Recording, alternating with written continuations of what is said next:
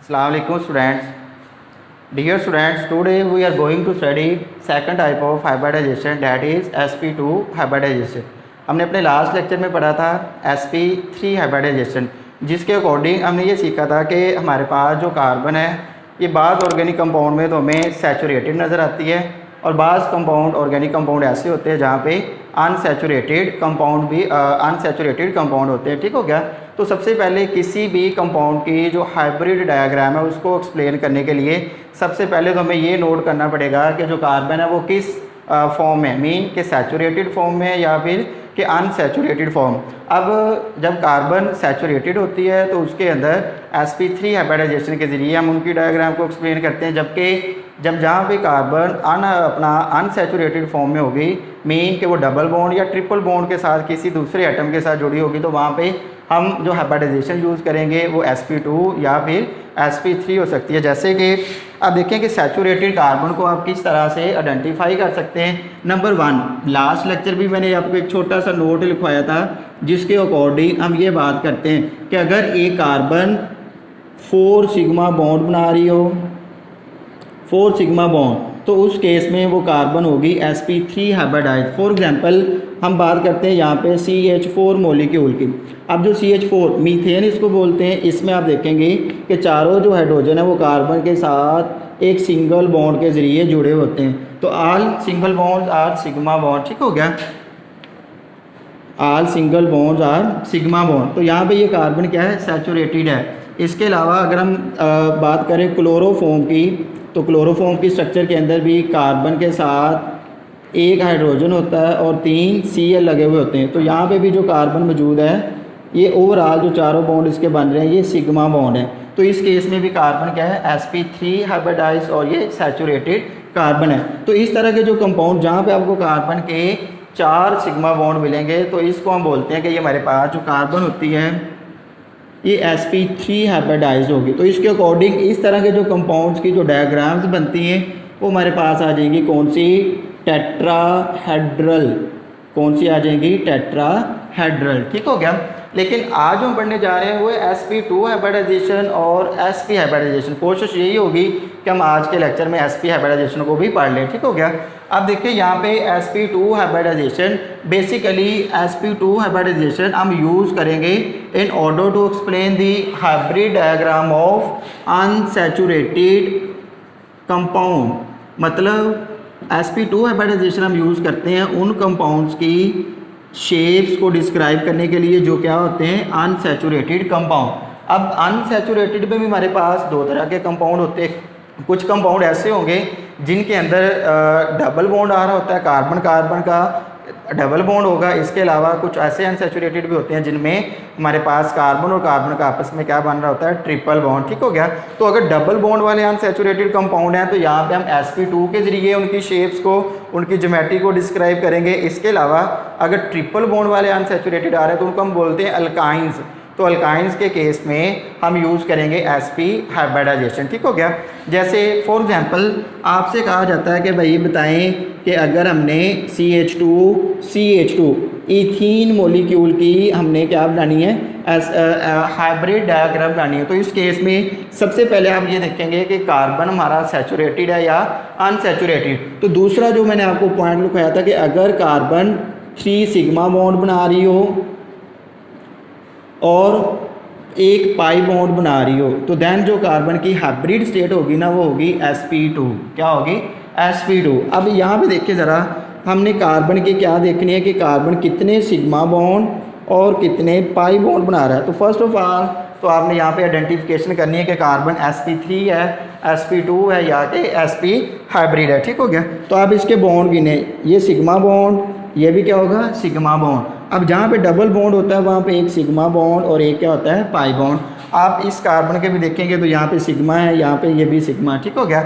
अब इसको छोड़ें, एक कार्बन के आपने बॉन्ड काउंट करने हैं। इस कार्बन के देखें सिग्मा कितने बन रहे हैं, 1 2 3 सिग्मा और एक क्या बन रहा है इसका, पाई बॉन्ड।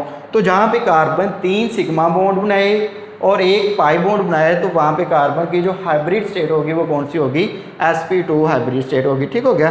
तो इसका मतलब ये हुआ कि अगर हमने इथीन की हाइब्रिडाइजेशन या इसकी ज्योमेट्री को एक्सप्लेन करना है तो हम किसकी हेल्प से करेंगे, with the help of sp2 hybridisation. ठीक हो गया। तो आइए पढ़ते हैं कि sp2 हाइब्रिडाइजेशन क्या होती है। sp2 हाइब्रिडाइजेशन, सबसे पहले तो आप इसकी डेफिनेशन याद रखेंगे। डेफिनेशन के अकॉर्डिंग हम बात करेंगे यहाँ पे, the hybridisation in which 1 2s and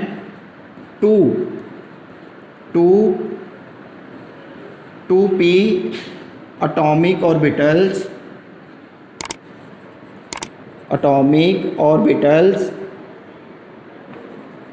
mixed together to form 3 sp2 hybrid orbitals। ठीक हो गया। हाइब्रिडाइजेशन की वो टाइप जिसके अंदर एक 2s ऑर्बिटल और 2p एटॉमिक ऑर्बिटल्स एक दूसरे के साथ मिक्स होंगे और इसके नतीजे में हमारे पास 3 sp2 हाइब्रिड ऑर्बिटल्स बनेंगे। फॉर एग्जांपल ये एक s ऑर्बिटल है, इसको हम बोल लेंगे ये 2s है। ठीक हो गया। इसके बाद यहाँ पे आ जाएगा हमारे पास ये 2px और देन क्या आएगा, ये आ जाएगा 2py ऑर्बिटल। ठीक हो गया। अब ये तीनों ऑर्बिटल अभी क्या है, ये है अनहाइब्रिडाइज्ड ऑर्बिटल, एटॉमिक ऑर्बिटल्स। ठीक हो गया। उसके बाद ये क्या करेंगे, हाइब्रिडाइजेशन मीन ये एक दूसरे के साथ इंटरमिक्सिंग करेंगे। जब ये एक दूसरे के साथ इंटरमिक्सिंग करेंगे देन इनसे क्या बनेंगे, हाइब्रिड ऑर्बिटल। और कौन से हाइब्रिड होंगे, sp2। और कितने बनेंगे, 3 sp2 hybrid orbital like this. एक sp2 हाइब्रिड ऑर्बिटल ये हो जाएगा। उसके बाद दूसरा जो हमारे पास हाइब्रिड ऑर्बिटल वो ये आ जाएगा। और नंबर 3 पे ये आ जाए। अब ये भी sp2 हाइब्रिडाइज्ड है, ये भी sp2 हाइब्रिडाइज्ड और ये भी क्या आ जाएगा, sp2 हाइब्रिडाइज्ड ऑर्बिटल। ठीक हो गया। उसके बाद अब आएगी इनकी अरेंजमेंट। अब देखिए हमारे पास टोटल 3 हैं sp2 हाइब्रिडाइज्ड और ये अपने आप को 3 कॉर्नर ट्राइगोनल प्लेनर स्ट्रक्चर में अरेंज करेंगे। जैसे एक दायरा जो हमारे पास होता है इसका टोटल एंगल 360 है। आप अगर इसको 3 इक्वल पार्ट्स में डिवाइड करेंगे तो हमारे पास जो इसके पार्ट्स बनेंगे वो 3 है, 3 कॉर्नर स्ट्रक्चर बनेगी। और यहाँ पे ये जो एंगल होता है ये कितना होगा, 120 डिग्री। तो बिल्कुल इसी तरह के ये जो 3 sp2 हाइब्रिडाइज्ड ऑर्बिटल बन रहे हैं ये अभी अपने आप को इस फैशन के अंदर अरेंज करेंगे। लाइक अब देखिए कि ये सेंट्रल पॉइंट, एक sp2 ऑर्बिटल इधर आ जाएगा, एक sp2 ऑर्बिटल यहाँ पे आ जाएगा और एक sp2 ऑर्बिटल यहाँ पे आ जाएगा। अब इनके दरमियान ये जो एंगल है ये कितना होगा, 120 डिग्री। और इस ज्योमेट्री, इस शेप का जो नेम होता है इसको हम बोलते हैं ट्राइगोनल प्लेनर। क्या बोलते हैं इसको, ट्राइगोनल प्लेनर। ठीक हो गया। ये आपने अब याद रखना है। अब यहाँ पे sp2 के अंदर जो हमने ऑर्गेनिक कंपाउंड जिनकी हमने स्ट्रक्चर्स को, डायग्राम को एक्सप्लेन करना है, उसके अंदर हमारे पास आ जाएगी ethene, H2C double bond CH2, H2C double bond CH2। ये ऐसे भी लिखा हो सकता है, ये आपके सामने इस तरह भी आ सकता है C2H4। क्या आ जाएगा, C2H4। ठीक हो गया। तो सबसे पहले जब आपने हाइब्रिड डायग्राम्स बनानी है तो फर्स्ट ऑफ ऑल आप कार्बन की कॉन्फ़िगरेशन करेंगे। कार्बन का एटॉमिक नंबर होता है 6, 1s2 2s2 2px 2py और क्या आ जाएगा 2pz। अब फर्स्ट ऑफ ऑल इसमें एक इलेक्ट्रॉन, इसमें एक इलेक्ट्रॉन आएगा। अब ये जो 2pz है ये एम्प्टी रहेगा, तो इसको हम बोलते हैं कि ये कार्बन की इलेक्ट्रॉनिक कॉन्फ़िगरेशन होगी किस स्टेट में, ग्राउंड स्टेट में। ठीक हो गया। उसके बाद अब चूँकि कार्बन हमेशा टेट्रावैलेंट कंपाउंड बनाता है तो इसलिए अब होगा क्या कि यहाँ से एक इलेक्ट्रॉन एक्साइट होगा और वो मूव कर जाएगा किसमें, इस एम्प्टी 2pz ऑर्बिटल के अंदर। तो नेक्स्ट इसकी अगर कॉन्फ़िगरेशन हम लिखेंगे 1s2 2s 2px 2py और 2pz। अब क्या होगा, इसमें एक इलेक्ट्रॉन रह जाएगा, इसमें भी एक और इसमें भी एक। अब चारों एटॉमिक ऑर्बिटल्स में एक एक इलेक्ट्रॉन, और इनको हम बोलते हैं half filled atomic orbital. Then अब देखिए इलेक्ट्रॉन एक्साइड हुआ है, तो लिहाजा ये जो स्टेट होती है ना, इसको हम बोलते हैं एक्साइटेड स्टेट, एक्साइटेड स्टेट। उसके बाद अब देखें हाइब्रिड स्टेट आएगी, और हाइब्रिड स्टेट में हम टाइप जो पढ़ रहे हैं sp2, तो इसका मतलब ये हुआ कि नेक्स्ट केस में एक कार्बन और यहाँ से 2p और एक s और 2p ऑर्बिटल, ये एक दूसरे के साथ इंटरमिक्स होंगे, जिसकी वजह से हमारे पास 3sp2 हाइब्रिड ऑर्बिटल बनेंगे। 1s2 उसी तरह आ जाएगा। देन ये वाले जो 3 एटॉमिक ऑर्बिटल है, जिसमें एक 2s है और 2 2p ऑर्बिटल हैं, ये आपस में इंटरमिक्स होंगे, तो इनके इंटरमिक्सिंग के नतीजे में हमारे पास 3sp2 हाइब्रिड ऑर्बिटल बनी, और इन तीनों में एक एक इलेक्ट्रॉन है। अब पीछे बच गया 2pz। 2pz यहाँ पे क्या होता है, अनहाइब्रिडाइज्ड फॉर्म में उसी तरह पड़ा होता है। अब यहाँ पे एटॉमिक ऑर्बिटल्स की क्या हो रही है, इंटरमिक्सिंग, हाइब्रिडाइजेशन हो रही है, तो लिहाजा इस स्टेट का नाम होता है हाइब्रिड स्टेट। इसको हम क्या बोलेंगे, हाइब्रिड स्टेट। ठीक हो गया। देन अब हम ईथीन के मॉलिक्यूल की डायग्राम को एक्सप्लेन करेंगे, लेकिन उससे पहले देखें कि कार्बन के साथ हाइड्रोजन भी अटैच है, तो इसका मतलब ये हुआ कि हाइड्रोजन की जो कॉन्फ़िगरेशन है ये क्या होगी, 1s1, इसका s ऑर्बिटल है। ठीक हो गया। और जो हाइब्रिडाइजेशन होती है ये हमेशा सेंट्रल एटम में होती है, जो सराउंडिंग एटम्स होते हैं उनमें हाइब्रिडाइजेशन नहीं होती। अब हमारे पास चूँकि दोनों कार्बन है, तो लिहाजा एक कार्बन की आपने शो करनी है, दूसरे कार्बन की भी जो इलेक्ट्रॉनिक कॉन्फ़िगरेशन है वो सेम ही रहेगी। अब देखें कि जब आप इसकी हाइब्रिड डायग्राम बनाएंगे तो इसको आपने किस तरह से बनाना है। फर्स्ट ऑफ ऑल आप 2 कार्बन्स को प्लेस करेंगे, एक कार्बन ये आ जाएगा, दूसरा कार्बन ये आ जाएगा। ठीक हो गया। अब ये दोनों कार्बन है, अब दोनों कार्बन के पास कितने कितने sp2 हैं, 3 है, तो इनकी अरेंजमेंट कैसी होगी, बिल्कुल ऐसी जो अभी हम बना कर आए हैं। तो यहाँ पे देखिए कि इस कार्बन का एक sp2 ऑर्बिटल इधर आ जाएगा, और दूसरा जो हमारे पास इस कार्बन का जो एक sp2 है वो यहाँ पे इस कार्बन के sp2 से ओवरलैपिंग करेगा। तो यहाँ पे हुई sp2 इस कार्बन का और ये sp2 इस कार्बन का, sp2 से बन जाएगा यहाँ पे दोनों के दरमियान सिग्मा बॉन्ड बन जाएगा। अब बाकी रह गए इनके 2 sp2 हाइब्रिड ऑर्बिटल, वो कहाँ पे आएंगे, इस कार्बन का एक sp2 ऑर्बिटल इधर आ जाएगा, और इसका जो तीसरा sp2 बच रहा है वो यहाँ पे आ जाएगा। बिल्कुल इसी तरह यहाँ पे इस कार्बन का एक sp2 और यहाँ पे आ जाएगा एक sp2, ये भी sp2 ऑर्बिटल, ये भी इसका sp2, इसी तरह यहाँ पे भी क्या आएगा, sp2 ऑर्बिटल्स आ जाएंगे।